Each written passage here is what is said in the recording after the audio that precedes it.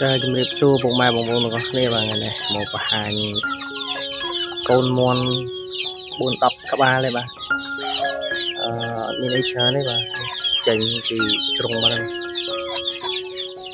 ចេញពីទ្រុងបាទហើយតែយើងមកធ្វើការអញ្ចឹងគឺវារត់តាមយើងពីញ៉ាំវាត្រឡប់បានស៊ីសត្វ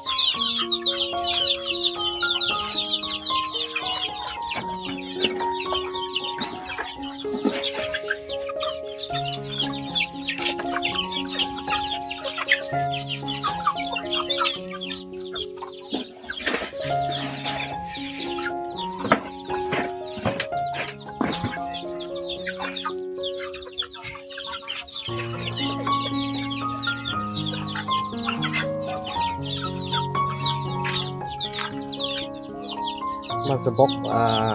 កូនហើយជា12ឥឡូវងាប់អស់2ហើយប៉ុណ្ណឹងថានេះហ្នឹងប្រហែលជា12អញ្ចឹងឥឡូវនៅតែ10ទេ2 4 6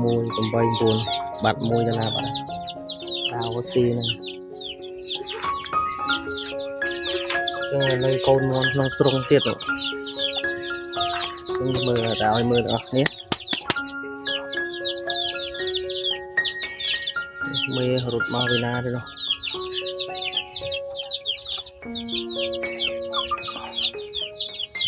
ចឹងតែមើលកូនមាន់ក្នុងទ្រុង10ជាងដែរ10ក្រាស់ផ្លេចហើយរាប់យូរហើយបាទហើយចំណៃកូនមាន់ខ្ញុំមានទូកចុងកចំណៃនិយាយជួយចម្រុះហ្នឹងទៅហើយមានបន្ថែមដូចជាចអាសាឡាចឹងខ្ញុំពីចអាសាឡាហ្នឹងឲ្យវាស៊ីមាន់ធំនេះវាអត់ត្រឡប់ស៊ីចឹងវាអត់ចេះស៊ីទេតែបើកូនមាន់ក្នុងទ្រុងនេះវាស៊ីភាសាត្រឡប់វាស៊ីដល់ចឹងធម្មតាខ្ញុំដាក់វា3 ពេល2ពេល3ពេលពេលព្រឹកមុនទៅធ្វើការហ្នឹងខ្ញុំដាក់ម្ដងហើយពេលថ្ងៃអត់កចុងកនៅក្នុងសល់ហ្នឹងស៊ីទៅឲ្យវាងើបឡើងមកវិញចឹងដាក់វាថាទៀតងើបឡើងពេលយប់អីហ្នឹងងើបម៉ោង4ម៉ោង3ភ្លឺទេបើកទូវាស៊ីឡែបទៅទៅដេកទៀត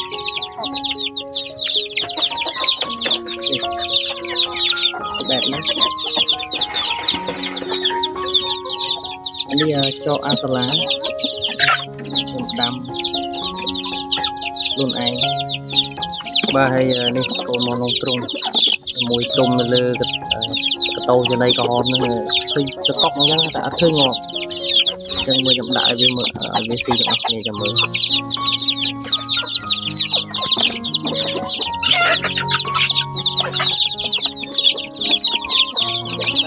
វាទៅអស់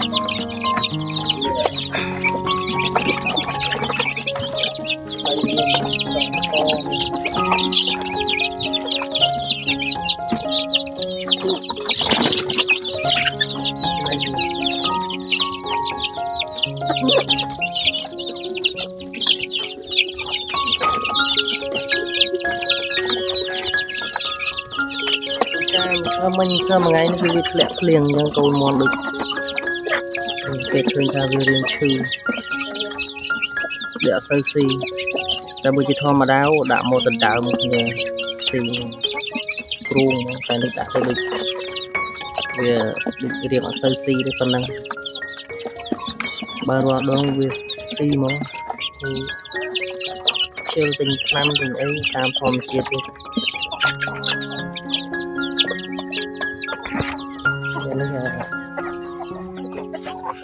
មុន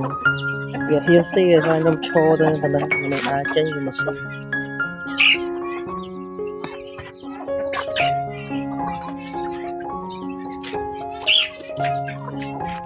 គោកមាន់គេមាន់ឈ្មោលអត់មានងាប់អស់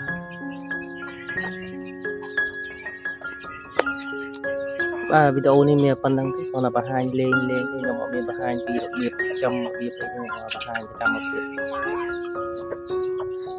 មន់4-10ក្បាលខ្ញុំបាទអរគុណសម្រាប់ការទស្សនាវីដេអូនេះបាទជួបគ្នានៅវីដេអូក្រោយ